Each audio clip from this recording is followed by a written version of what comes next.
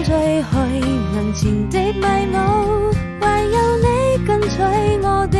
腳步，迎面而來鮮花佈滿了小路，是我修身的溫度。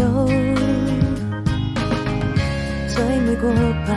天黑夜裏，我踏上愛的旅途，帶我們走到這神秘的森林深處，邁出第一步。或許是教會天主最介意不再孤獨，許下的一定要一起擁抱幸福，為夢想去追逐，用最寶貴的禮物，總有人為你祝福。